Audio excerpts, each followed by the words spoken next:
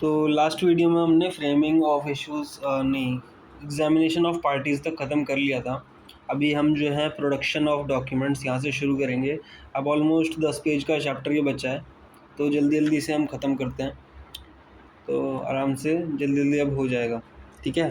तो production of documents, सबसे पहले जो ये वाला टॉपिक है आज का, प्रोडक्शन ऑफ डॉक्यूमेंट्स, कि इसमें जो है सबसे इम्पोर्टेंट मतलब इसमें हम कौन कौन से पॉइंट्स लिख सकते हैं इतने बड़े पैराग्राफ में।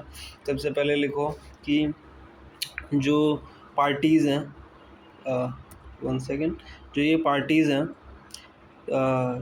तो जब वो कोई सू फाइल करती है या जो डिफेंडेंट है वो अपने आप के डिफेंस को अपना डिफेंस लेता है, तो उनको वो जो ऑल डॉक्यूमेंट्री एविडेंस, जो भी उनके पास डॉक्यूमेंट्री एविडेंस है, जो भी उनके पोजेशन में है, जिस पर वो रिलाई कर रहे हैं, उसको उन्हें प्रोड्यूस करना होगा कोर्ट में।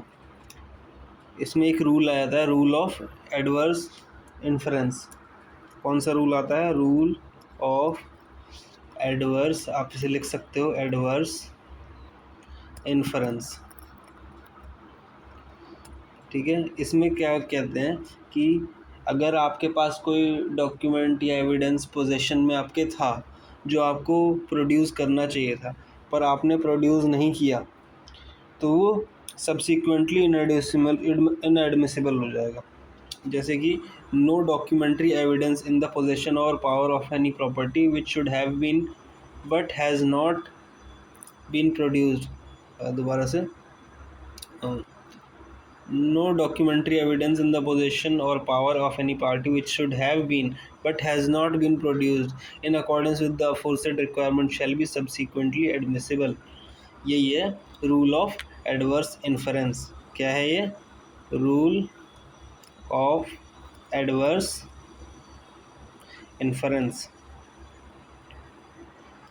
तो आपको जो है वो डॉक्यूमेंट जो भी आपके पोजेशन में है उसको प्रोड्यूस करना पड़ेगा। और कोर्ट जो है ना, ये उसकी डिस्क्रिशन है। द कोर्ट में however at its discretion for reasons to be recorded in writing required any document so admitted to be proved और otherwise than by such admission. यानी कोर्ट जो है उसके पास अपने डिस्क्रिशन है कि वो जो है कोई डॉक्यूमेंट्री एविडेंस आया है या नहीं है, तो अब भाई प्रूव करने के लिए उसको एडमिट कर ले, मतलब उसको एडमिट करने के लिए करे पर बोले कि अब इसे प्रूव करो, ठीक है। तो ये हो गया। देन उसके बाद फ्रेमिंग ऑफ इश्यूज़। जब अब इश्यूज़ फ्रेम होते हैं, इश्यूज़ जो होते हैं ना वो फर्स्ट हियरिंग में ही सेटल किए जाते हैं। फर्स्ट हियरिंग में सेटल किए जाते हैं। प्लेंटिफ है, मैं थोड़ा एग्जांपल से लेते हैं। जैसे ये प्लेंटिफ है, इसने एलिगेशन लगाया, allegation number 1, allegation number 2, allegation number 3, allegation number 4, फिर एलिगेशन नंबर 5। ये 5 एलिगेशन प्लेंटिफ ने लगाए। यहाँ डिफेंडेंट आता है। अब प्लेंट का ये रिटर्न स्टेटमेंट में जवाब देता है। रिटर्न स्टेटमेंट में जवाब देता है कि हाँ, I agree with the first allegation, मैं मानता हूँ जो इसने मेरे पर पहला आरोप लगाया, मैं दूसरा भी मानता हूँ, तीसरा नहीं मानता जी, चौथा नहीं मानता, मैं पांचवा भी नहीं मानता। तो अब ये जो 1 और 2 को इसने मान लिया, इस पर तो कोई डिस्प्यूट रहा ही नहीं, तो ये यहाँ पर पार्टीज़ वेरिएंस में नहीं है। तो इस केस में जो है जो इश्यूज सेटल किए जाएंगे वो 3, 4 और 5 में किए जाएंगे, न कि 1, 2 में। तो यही होता है फर्स्ट हियरिंग में कि हम डिसाइड करते हैं कि मुद्दा क्या है, ठीक है। तो ये चीज़ें होती है फ्रेमिंग ऑफ इश्यूज़ के अंदर। और जो हाँ, तो इश्यूज़ जो होते हैं ना वो फर्स्ट हियरिंग में सेटल किए जाते हैं। इसको इश्यूज सेटल करने के लिए जो है जो एलिगेशन जो पार्टीज़ ने ऑन ओथ दी, मतलब जो प्लेंटिफ जो है या प्लेंटिफ ने जो एलिगेशन लगाए हैं ऑन ओथ, उसका जो आंसर किया गया है या डॉक्यूमेंट्स के जो कंटेंट हैं, उनके बेसिस पर इशू फ्रेम किए जाते हैं। अगर कोर्ट की ओपिनियन है कि जो इश्यूज़ है ना उसको हम तुरंत के तुरंत सेटल कर सकते हैं, जो कि रिलेट हो सकता है jurisdiction of the court, bar to the suit created by law for the time in res sub judice res judicata वाला मैटर आ गया, तो उसको वो उसी हियरिंग में सेटल भी कर देता है, ठीक है। अब इसके बाद जो है अगला है हमारा समोनिंग एंड अटेंडेंस ऑफ विटनेस। अब जिस दिन कोर्ट ने अपॉइंट किया है डेट ऑफ अपेयरेंस की, हाँ आज जो है हमें अपेयर होना है कोर्ट के अंदर, जो कि डे होना चाहिए not later than 15 days from the, जब इश्यूज सेटल हो गए उसके बाद जो भी डे अपॉइंटेड होगा सुनवाई का, जो कि 15 दिन से ज़्यादा नहीं होना चाहिए, not later than 15 days from the date of issues are settled.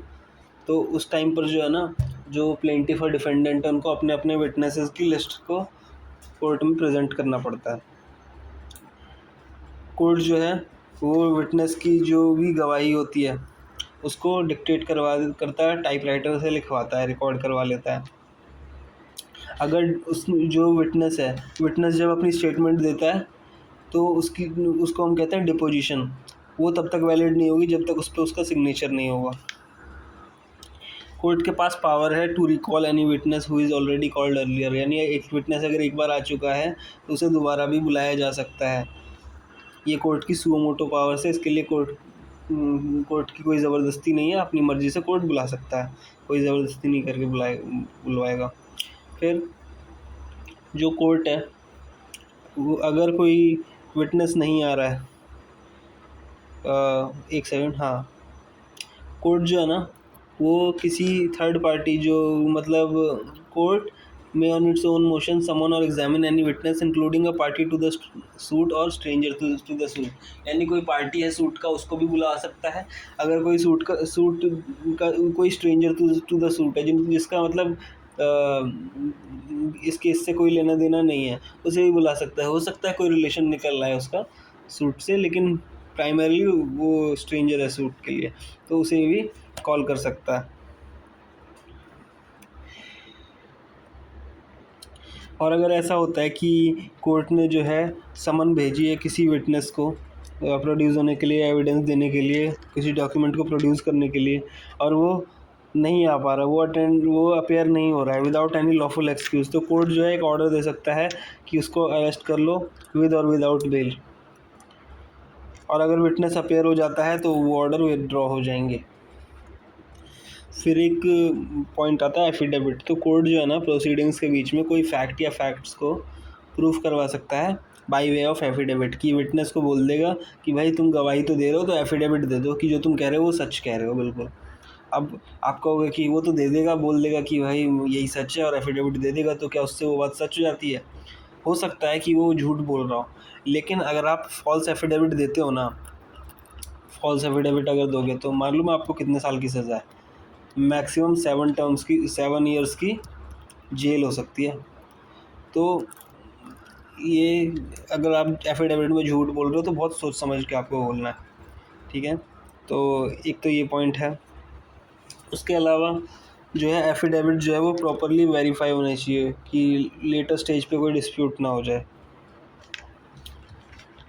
जो एफिडेविट है अगर वो प्रॉपरली वेरीफाइड नहीं है वो एफिडेविट है ही नहीं। If affidavit are not in conformity with the rules they can be rejected. Instead of rejecting the affidavit, the court may give opportunity to the court to file proper affidavit. Interlocutory application can also be decided on affidavit. मतलब बोल रहा है कि अगर आप का affidavit proper rules के हिसाब से, जो रिक्वायरमेंट्स है उसके हिसाब से नहीं है, कन्फर्मिटी में नहीं है, तो वो रिजेक्ट किए जा सकते हैं। लेकिन रिजेक्ट करने के बदले जो कोर्ट है वो अपॉर्चुनिटी देती है पार्टी को कि आप प्रॉपर एफिडेविट फाइल करो। तो ये था। इसके बाद आती है जब ये सारी चीज़ें हो जाती है तो फाइनल आर्ग्यूमेंट्स का टाइम आता है। तो देखो प्लेंट फाइल हो गई, रिटर्न स्टेटमेंट फाइल हो गया, समन कर लिए गए, विटनेस बुला लिए गए, इश्यूज़ फ्रेम हो गए। अब हमें पता है कि हमें किस मुद्दे पर आर्ग्यू करना है या किस मुद्दे पर हमें कोर्ट को जजमेंट देनी है। तो उसके बाद फाइनल आर्ग्यूमेंट्स की स्टेज आती है जहाँ पर दोनों वकील एक दूसरे से बहस करते हैं कोर्ट के अंदर। तो once the documents has been exhibited in the court, witness of both side are examined, cross examined, तो अब जो है फाइनल आर्ग्यूमेंट्स का टाइम आ जाता है। इसमें क्या होता है, जो दोनों साइड्स हैं उनको अपना केस रखने का मौका दिया जाता है। और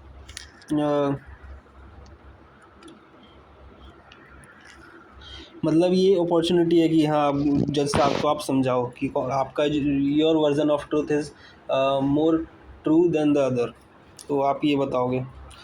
देन उसके बाद आता है जजमेंट। जजमेंट क्या होती है? Judgement means a statement given by जज on grounds on of which the decree is passed. पहले क्या आता है, जजमेंट या डिग्री? सबसे पहले आती है ये जजमेंट, देन उसके बाद डिक्री होती है।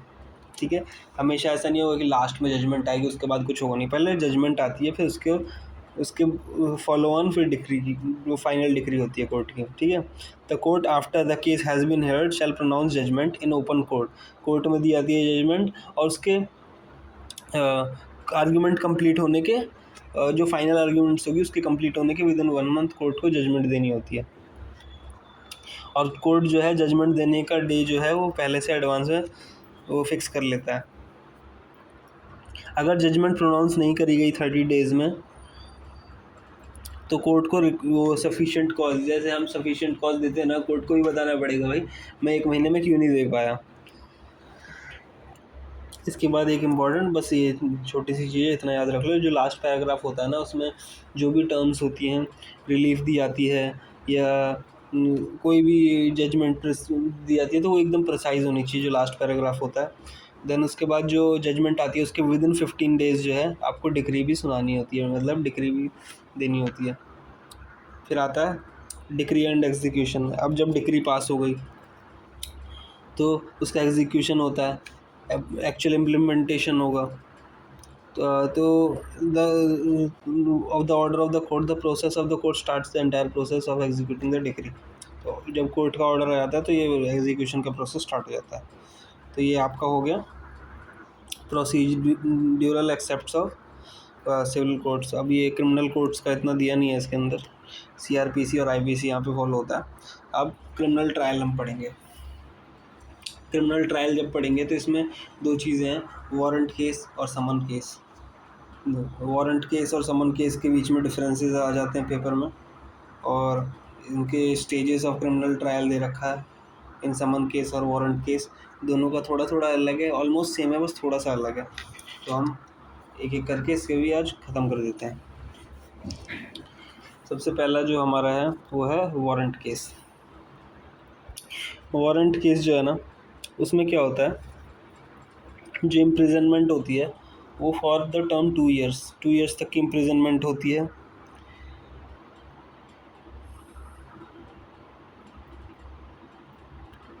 सॉरी, मैं कह रहा था वारंट केस जो है ना, वारंट केस वो होता है जिसमें आपको 2 साल से ज़्यादा की इम्प्रिजनमेंट या डेथ या लाइफ इम्प्रिजनमेंट मिल जाती है। लाइफ इम्प्रिजनमेंट हो जाती है या डेथ मिलती है, या फिर imprisonment for a term exceeding 2 years.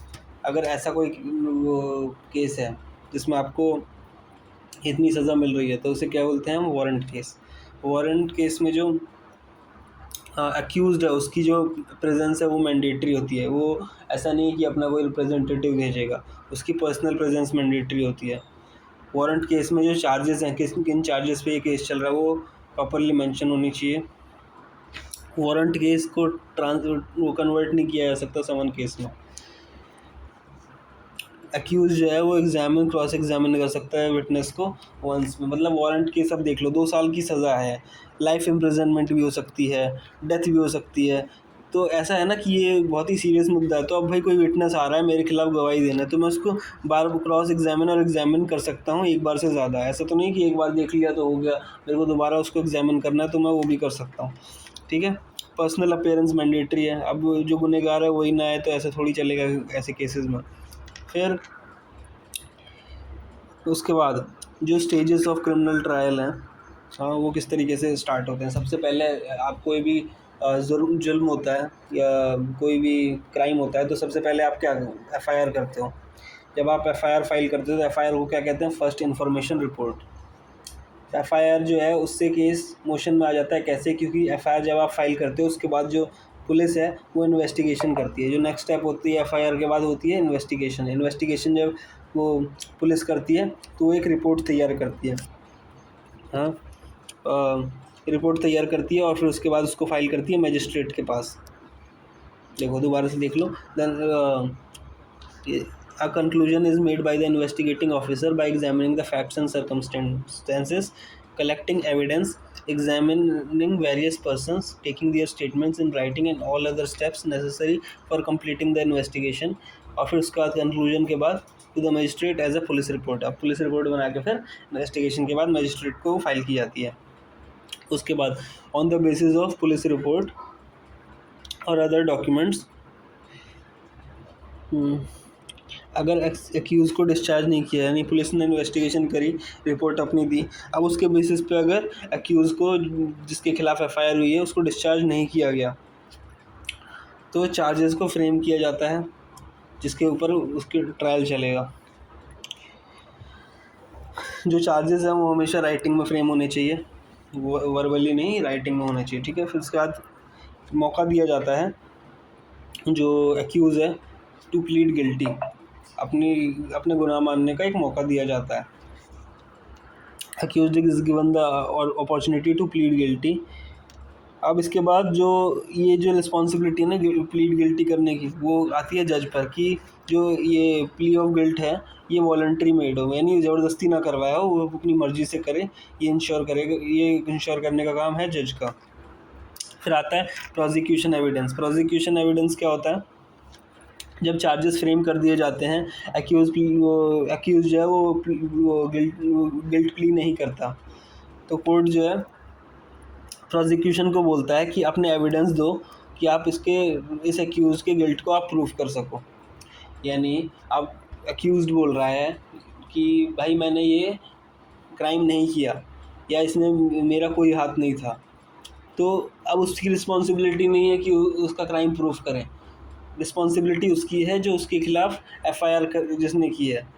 जो प्रोसिक्यूशन है उसकी रिस्पॉन्सिबिलिटी बनती है कि उसके गिल्ट को वो प्रूव करे, उसकी रिस्पॉन्सिबिलिटी बनती है कि वो एविडेंसेस को प्रोड्यूस करें।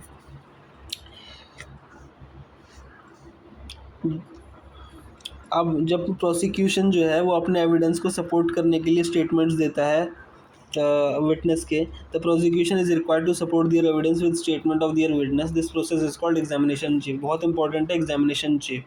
जब जो प्रोसिक्यूशन अपने एविडेंस को सपोर्ट करने के लिए विटनेस की स्टेटमेंट्स को लेता है तो फिर उसको हम क्या कहते हैं? Examination in chief.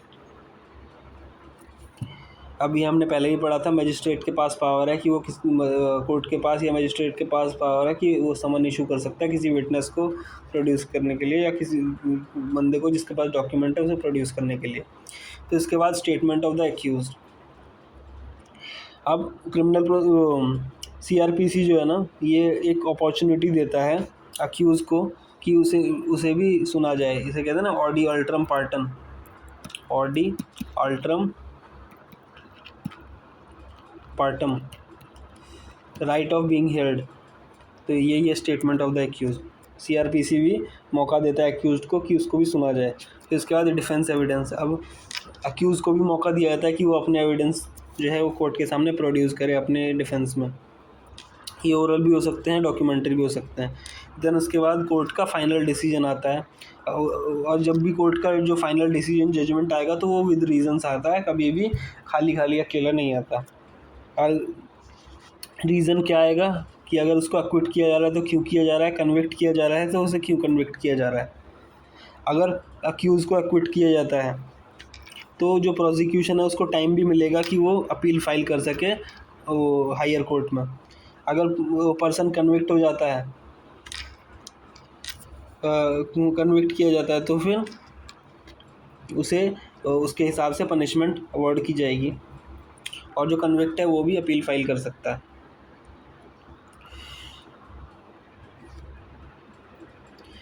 अब एक चीज़ होती है कि लाइक आप जो है पुलिस के पास एफआईआर कराने गए, पुलिस ने एफआईआर नहीं करी, तो आप जो है सुपरिटेंडेंट ऑफ पुलिस के पास भी जा सकते हो, डायरेक्ट कोर्ट भी जा सकते हो। डायरेक्ट कोर्ट आप जाते हो सेक्शन 156 ऑफ सीआरपीसी के अंदर जाते थे।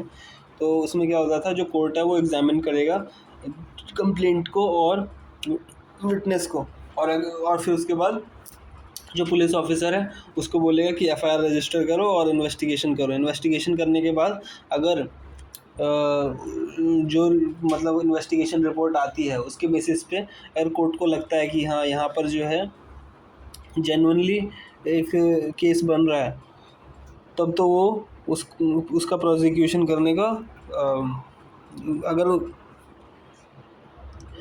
तो अगर जो है वो इन्वेस्टिगेशन रिपोर्ट पे लग रहा होगा कि केस बन रहा है, तो फिर जो मजिस्ट्रेट है वो वारंट इशू कर देगा, समन इशू करेगा, जो भी फैक्टर सर्कमस्टेंसेस है उसके अकॉर्डिंग। और अगर जो है मजिस्ट्रेट को या कोर्ट को लग रहा है कि भाई कोई सफिशिएंट मटेरियल है नहीं, कोई एविडेंस है नहीं और कोई केस नहीं बन रहा, तो वो इस कंप्लेंट को डिसमिस कर देगा और अपने रीजंस भी बता देगा क्यों डिसमिस किए जा रहे हैं। तो ये हमारा ख़त्म हो गया यहाँ से।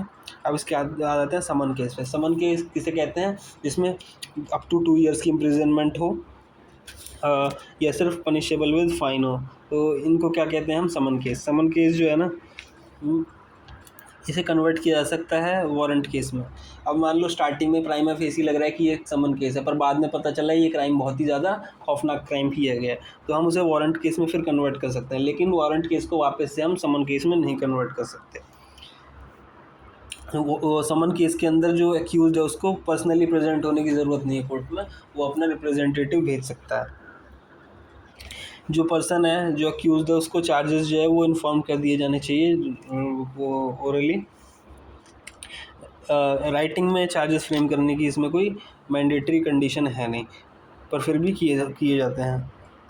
फिर उसके बाद जो एक्यूज़ है उसके पास सिर्फ एक अपॉर्चुनिटी है अपने विटनेस को क्रॉस एग्जामिन करने की। जैसे कि ये वारंट केस में था कि जो एक्यूज़ है वो अपने विटनेस को एक से ज़्यादा बार एग्जामिन और क्रॉस एग्जामिन कर सकता था, लेकिन यहाँ पर सिर्फ आपको एक ही अपॉर्चुनिटी मिलेगी अपने विटनेस, तो जो अपने खिलाफ जो विटनेस दे रहा है उसको क्रॉस एग्जामिन करने की।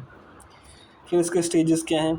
इसके भी इतने स्टेजेस हैं: pre trial charges, plead of guilty and absence of accused, prosecution and defence evidence, judgement.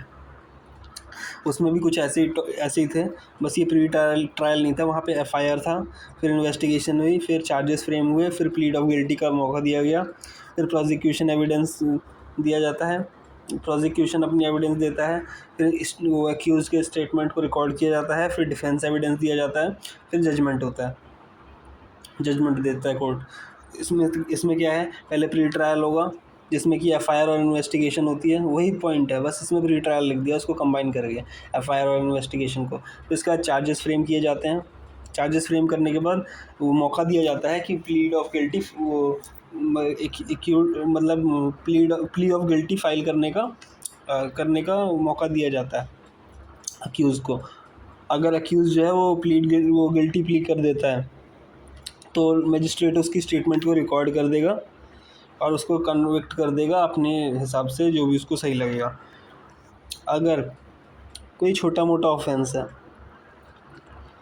और अक्यूज़ चाहता है कि वो प्लीड गिल्टी करे, मतलब मान लेता है कि हाँ मेरी गलती है, लेकिन वो चाहता नहीं है कि कोर्ट में अपेयर हो, तो वो एक लेटर भेज सकता है कि हाँ मैं अपने गुनाहों को कबूल करता हूँ। Should send a letter containing acceptance of guilt and the amount of fine provided in the summons.